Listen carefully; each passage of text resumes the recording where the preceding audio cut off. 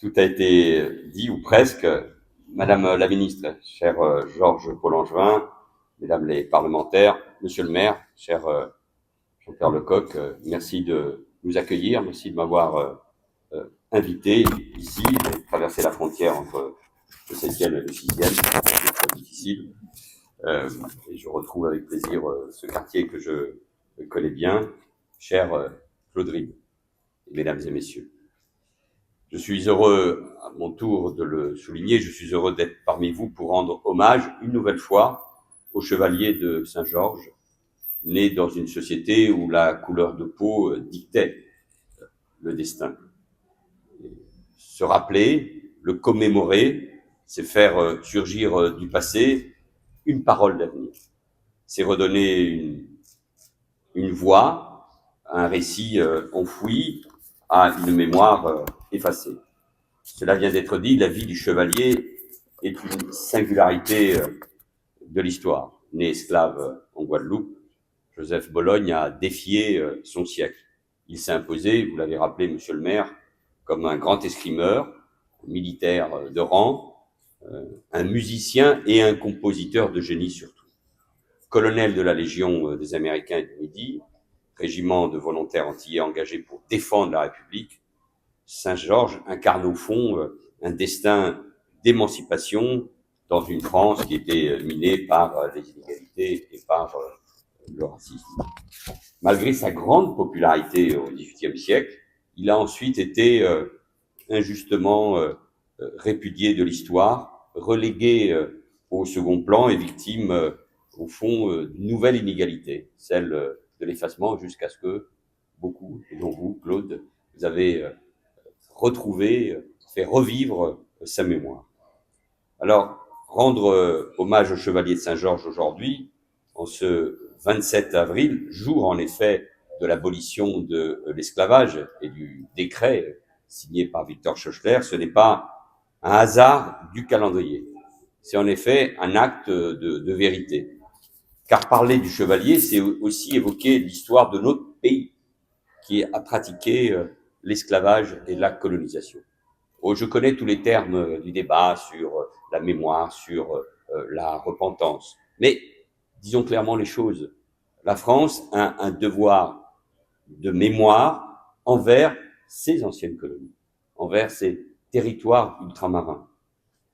La République doit assumer ses vérités et soigner ses blessures. Et cela nous rend de toute façon plus forts pour affronter le présent et l'avenir. En 2001, la France a été le premier pays à reconnaître la traite de l'esclavage comme crime contre l'humanité, et nous le devons évidemment au travail de Christiane Taubira.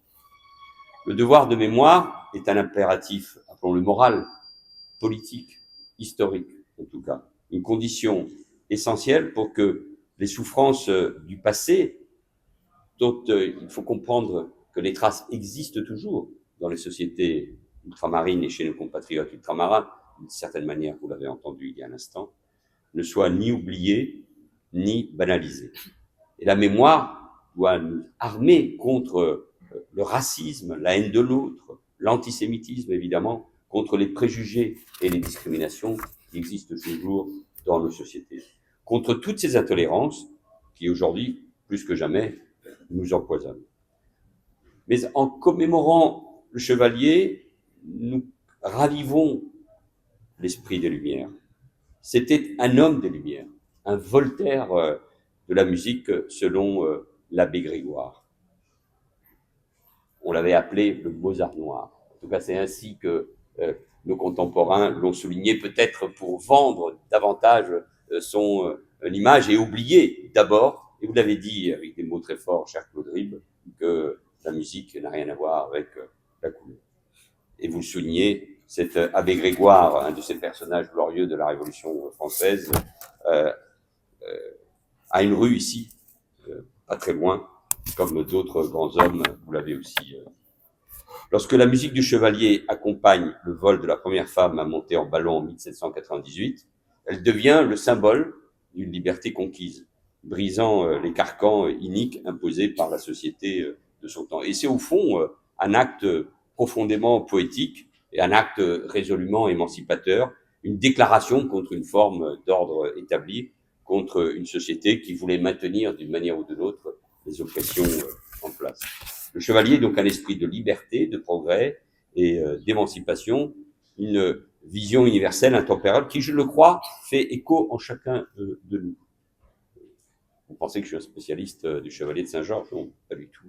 C'est grâce à Claude Ribes, au travail sur cet homme admirable, le même qu'il a fait aussi sur le général Dumas et maire d'Évry dans les années 2000, comme ça que nous avons fait connaissance. 2009. En 2009, nous avons rendu hommage à l'un et à l'autre. C'est une manière aussi, au fond, de dire à chacun, regardez, dans le passé, il y a eu des hommes admirables.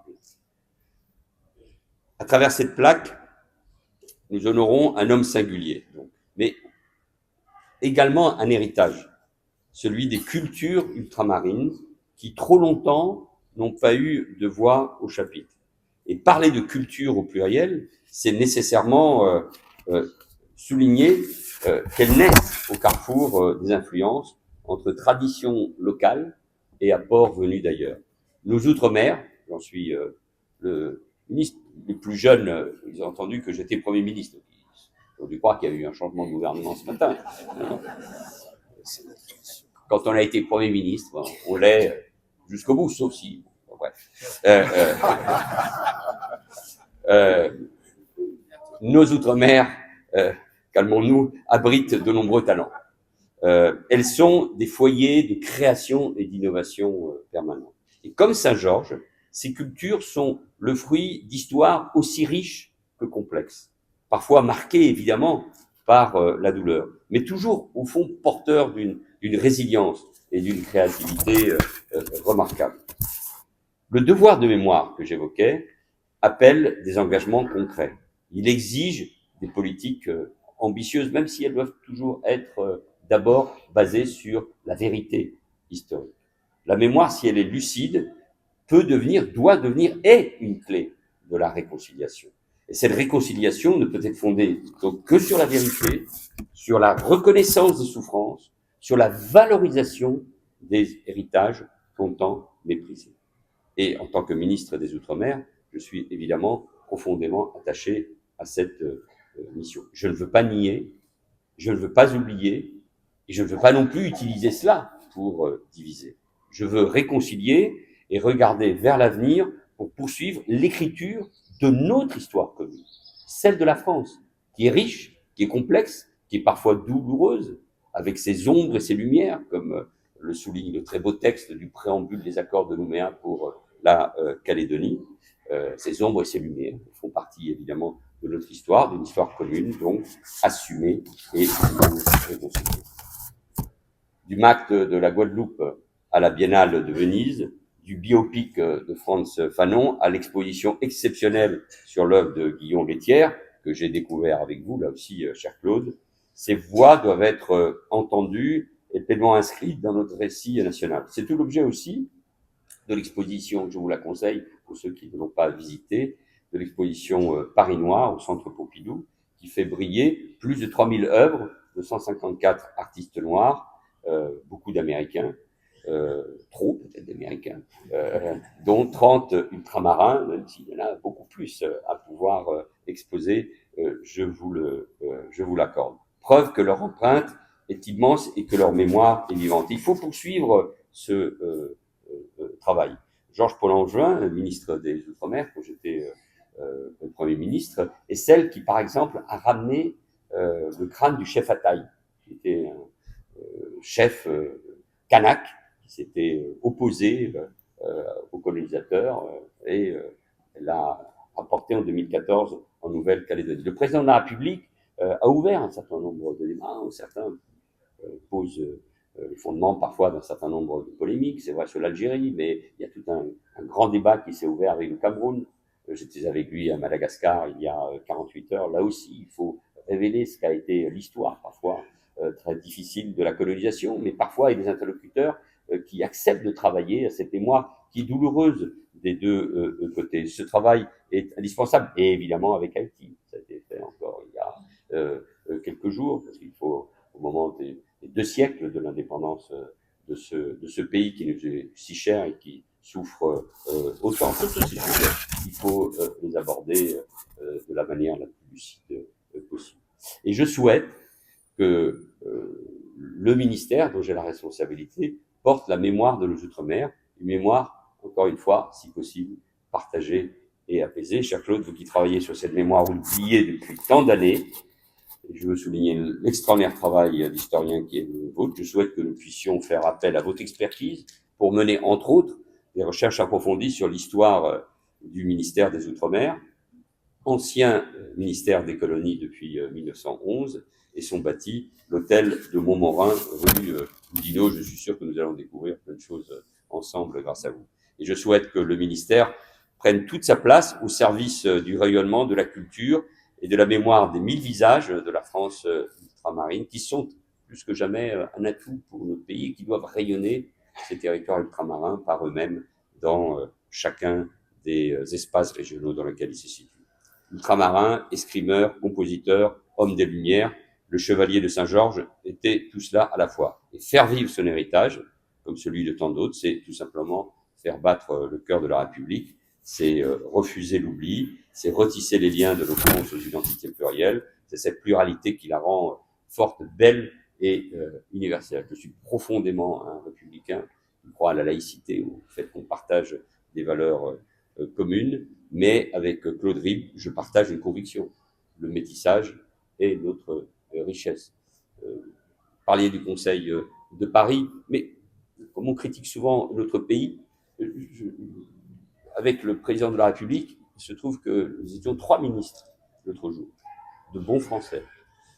Il y avait la voisine de l'autre côté, Rachida Dati, franco-marocaine.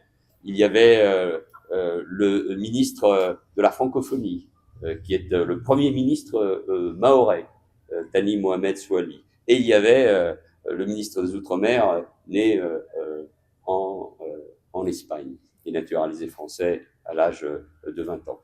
C'est cela la France, à condition que nous partagions évidemment des valeurs communes. Eh bien, il faut s'inspirer de ce point de vue-là du chevalier de Saint-Georges, et nous devons tous nous engager au fond à être les légataires et les garants d'une identité française diverse, fière d'hommes et de femmes qui illuminent plus que jamais notre culture, notre histoire et aussi ce bel arrondissement du 6e.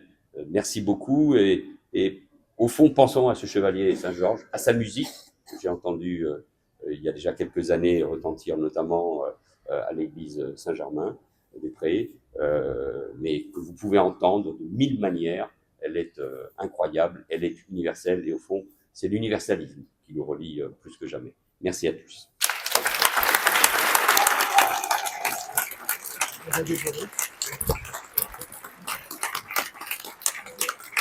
Alors,